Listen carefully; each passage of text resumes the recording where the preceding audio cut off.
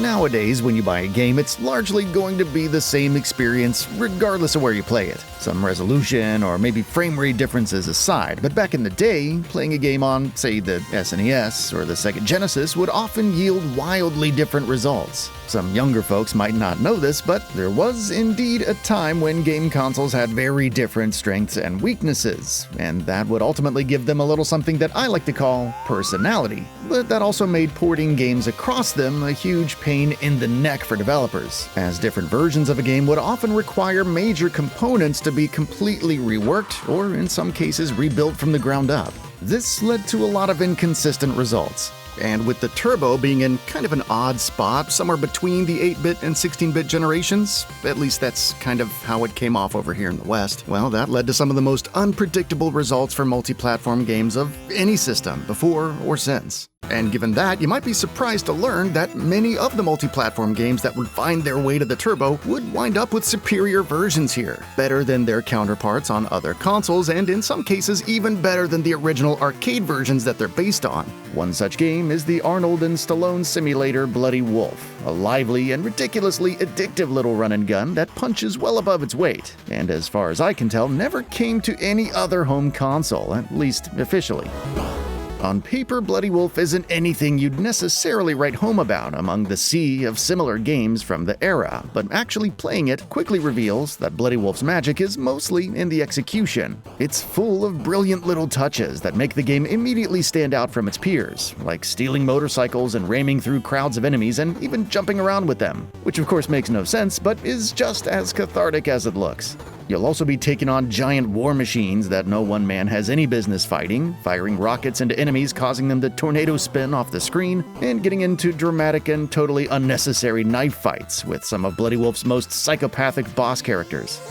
One of which actually shows up again toward the end of the game for kind of a rematch, to which our hero replies, no thanks. The chaos and variety only escalate from there, with no two levels ever feeling the same. Levels scroll in all sorts of directions and throw a ton of different environmental hazards and platforming challenges your way on top of all their running and gunning, making everything familiar enough to feel intuitive but never quite predictable.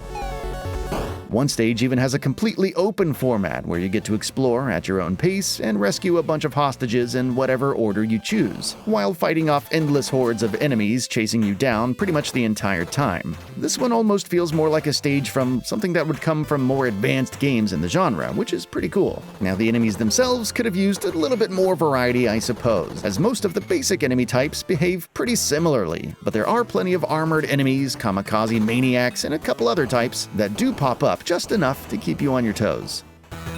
The true stars are the bosses, though, which are a real motley crew of deranged henchmen for none other than the boss. Thrower of boomerangs and captor of presidents. He's a tough one, but always a blast to take on. Two of the top 3 fights in the game are the battles with him, although Big Sniper here is nothing to sneeze at. Choke slam me to hell, you nasty shed. Jam your mandible claw down my throat, you irredeemable steer. But if distilling the essence of every Arnold and Stallone action movie from the 80s and pouring it into a cue card weren't enough, the absolutely 10 out of 10 banger after banger soundtrack really seals the deal for Bloody Wolf. The opening metal-adjacent tune gets the heart pumping. The boss and mid-boss themes are appropriately intimidating with some more lighthearted rockabilly-style tunes in between them, and something a lot of other game soundtracks miss is knowing when to shut up, get out of the way, and let the natural tension of the moment shine on its own, which Bloody Wolf very deliberately does several times. Is it a perfect game? Not quite. There's definitely some moments with horrendous slowdown and flickering that can cause the occasional unfair hit or even death, especially some of the moments that dip into bullet hell territory that it doesn't seem like the Turbo's 8-bit processor is fully prepared to handle. And of course, the whole mystery box system of acquiring weapons can be a bit annoying, since you never know what you're gonna get, but are stuck with whatever it is, and have no way to go back to the previous weapon. But since the boxes can also hold health and keys and other important items, you're naturally compelled to open all of them and risk losing your current loadout anyway. And when you do end up with a weapon that you don't want, your only options are to stick with it, or deplete its ammo and just go back to regular fire. kind of feels like a half-assed system in the face of everything else. The silver lining here is that all the weapons are at least good, so I find it helps to just not get attached to anything and just embrace the chaos of it all. Though losing your flamethrower for any reason is always a little disappointing. Anyway, those few minor gripes aside, I do consider Bloody Wolf a must-play. But what if I told you that this was not the original version of the game? In fact, Data East brought Bloody Wolf, or Battle Rangers in some regions, to the arcades in 1988, right before releasing the PC Engine version in '89 and the subsequent Turbo version in 1990. While the Turbo and PCE versions were basically identical outside of the language translation, the original version for arcades was significantly different and feels much more like a rough draft of the Bloody Wolf that we would get on HuCards 1 year later. For instance, that top-notch soundtrack I mentioned, it's not even remotely the same in the arcade. It's completely different here, and in my humble opinion, is much less memorable. It's okay for what it is, and even does have a couple of standout tracks, but it's sorely lacking the oomph and general character of the console version soundtrack that reinforces the machismo so much better. The compositions here just sound better and stand out as better tunes overall. Every sound channel has something cool to do, and the stereo separation adds a lot of depth that the OG version just doesn't seem to have. Not sure whose decision it was to completely overhaul the music for the console version, but hats off to them. On the other hand, though, the arcade version does have some nice voice samples. And yeah, it would have been nice to have seen them make it over to the Turbo in some form. Thank you. Also, the Turbo version is sorely missing a two-player mode, which definitely costed some points back in the day, and even today causes people to overlook it in favor of something else. The story is totally different as well, with an extremely standard Save the President guy story that begins and ends exactly how you think it does in the arcade, while the Turbo version takes that story, wraps it up about in the middle of the game, and then, as your character is captured by the enemy, sends the guy you didn't pick at the beginning to rescue the one you did. This leads to a whole new arc, where your reject character hunts down the original hero, only to find he's been brainwashed by Boomerang Boy himself, but after giving him a few quick stabs, he comes to his senses. And you resume control of the original guy to take down Boomerang Brainwasher once and for all. After which, the boys bro it up and I guess go AWOL to party? Not only is this a much more engaging and charming little story than the generic setup for the arcade game, but it also seems to willfully acknowledge and address the no two-player problem by creating a narrative that wouldn't have been possible with two players. So while it is kind of a bummer that you can't play this version of the game two-player, I gotta hand it to Data East for at least expanding on this single-player experience to the point where it feels like a meaningful change, and not necessarily a lesser version of the same game. In addition to this, the Turbo version has reworked versions of the levels that I think flow a lot better, a couple of which seem different enough that they seem really more like brand new stages. I also gotta bring up how the game runs smoother on console. Sure, this was a 1988 game in arcades, but it really isn't running nearly as well as a run-and-gun should. It's perfectly playable, but it's not ideal, although to be fair, I am emulating the arcade version here and have never been able to actually play the arcade cabinet, so this is totally based off my assumption that the emulation here is accurate, so I won't really hang my hat on this necessarily. In any case, between the vastly improved soundtrack, the larger levels, and far more memorable storyline, Bloody Wolf on the Turbo doesn't need better performance to be the superior version. If you're a fan of the genre and somehow haven't played it yet, you should fix that.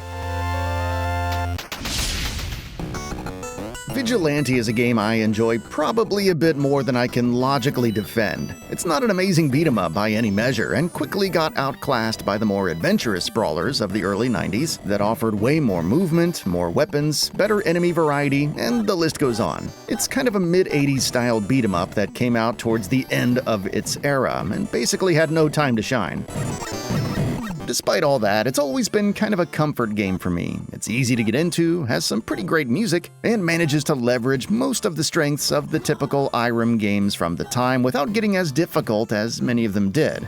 Beating endless waves of skinheads off the screen and kicking dudes off their motorcycles while casually strolling down Brooklyn Bridge is pretty iconic. Vigilante's got its share of flaws, like the extremely short range of the punching, the finicky hitboxes for bosses, and the enemy variety being downright bad. Even the couple of dudes that do kind of stand out sometimes end up not really changing the experience at all, other than requiring more than one punch to fly off the screen. Though I would still argue if you can turn your brain off a bit and just enjoy the handful of memorable moments that are peppered throughout, you might just find yourself enjoying this one more than you thought you would. Unlike Bloody Wolf, though, Vigilante's modicum of success in Japanese arcades led to a ton of console ports. The Amiga, Amstrad, Atari ST, Commodore 64, ZX Spectrum, MSX, and more all got their own versions of Vigilante, and unfortunately most of them were pretty bad. The ZX Spectrum's version being easily the worst, as it usually is, and 1989's PCE and Turbo port being by far the better version in basically every measurable way. The only one that even comes close is the Sega Master System port, which still isn't a great version, but it does have a few cool little touches, like the first boss smoking a cigarette when you find him, like he does in the arcade version, and a nice version of the music with the upgraded FM sound. The gameplay feels very close to the Turbo and arcade versions despite some animations being a little bit choppier, and the hitboxes being even more finicky and exploitable here. I do give a couple extra points to it though, since you don't immediately lose your nunchuck after getting hit. Here we actually get to hang on to it for a couple of hits, which I do like better. Overall, it's not a terrible effort on the Sega Master, but the smaller characters and slightly worse control and performance do keep it firmly behind the HuCard version. Also, they changed the skinheads to rogues, which is so much lamer. So that really just leaves the original arcade version to compare this one to. And even here, I do think the Turbo version comes out on top. Characters behave about the same, and there really is no major differences between the enemy rosters, so no real advantage to either version in that regard, except for a couple small details, like the scrolling background here from the view of the van, and the little animation of the van driving off at the end of levels, which does make a lot more sense than everybody just kind of awkwardly sitting there while the score gets counted on the Turbo version. Like, bro, she's right there, why are you just standing around? Graphics are the biggest difference between these two though. Like in Irem's Ninja Spirit, the graphics in the arcade version here are completely washed out and almost feel like there's a thick layer of Silent Hill fog over them, whereas on the Turbo, there's much more contrast and more sophisticated use of color. So while the arcade's visuals technically have a little bit more detail, your eyes are just naturally more drawn to the Turbo version. It practically jumps off the screen in comparison. The music is a closer call. The arcade music tracks definitely have more depth to them, but they're also way too scratchy and distorted for my taste. See what you think.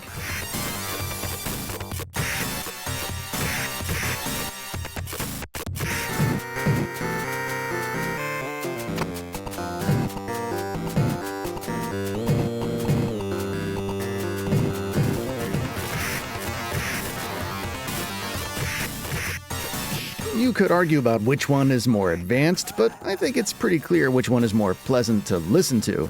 Irem's handling of the Turbo's sound chip wasn't always the best, and often sounds a bit more on the tinny side, but sometimes, like in R-Type and in this case Vigilante, it really turns out great and arguably superior to the arcade counterpart. There's also a better balance between the music and sound effects here, while the sounds of punching and voices are a little too loud in the arcade. Though they do technically have more realism to them there, so I guess that really just comes down to what's more important to you. Given that these versions are so similar, I think it mostly boils down to preference. My vote goes to the Turbo version, but I could see others preferring the arcade, I guess. Especially if that's the version that they grew up with. Let me know what you think, but in my view, the Turbo version reigns supreme over all of them.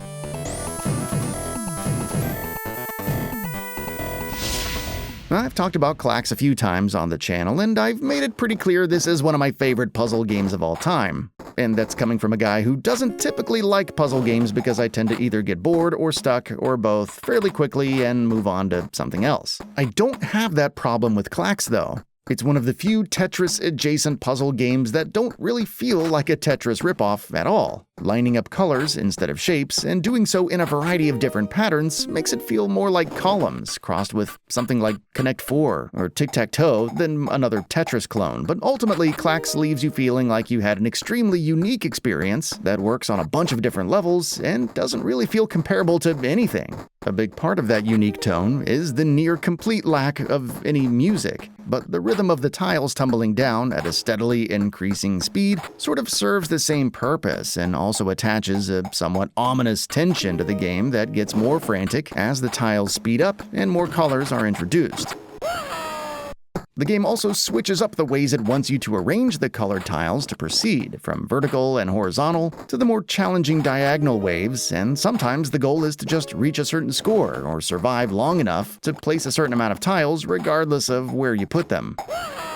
This is why I can play Klax just as long as any other Turbo game, and I probably have just about as much of my life sunk into it as I do Soldier Blade or any of the other action games from the system that I tend to talk about more often. Klax was a little bit of an underground hit, but it still did well enough in arcades to spawn a bunch of ports to home consoles, most of which were actually pretty good. It's not a particularly complicated game to reproduce after all. As long as it feels responsive, looks and sounds the part, it should work. Though there are a couple of versions, like the Game Boy one here, that doesn't quite pull it off. Color is just too integral for Klax to work without it. I respect the attempt, though.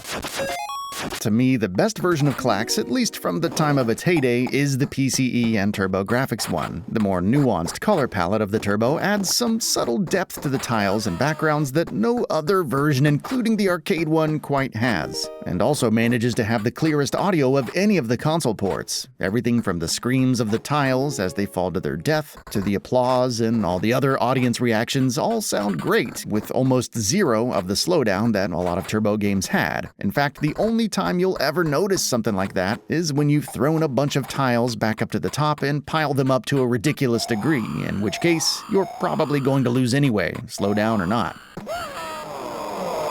Now, while some of the backgrounds are missing the animations of their arcade counterparts here, I'd still say the graphics overall are more pleasant on the Turbo. Not to mention, I just think it feels better with a D-pad than an arcade stick. And all of that pretty much makes this the superior way to play the game, in my opinion. Though I do gotta give an honorable mention to the Atari Lynx, which comes out swinging with a surprisingly excellent rendition. The vertical orientation option lends itself perfectly to this game, perhaps better than any other game on the Lynx, as does the smooth scaling that the Lynx does so well. This is a great way to play the game. On the other hand, the Genesis, which usually goes toe-to-toe with the Turbo fairly easily, kinda drops the ball and has one of my least favorite versions of this one. The darker colors and heavier shading make the playfield harder to read, especially once the game speeds up. It's still totally playable, but it asks more of your eyes and reaction time than I think it needs to.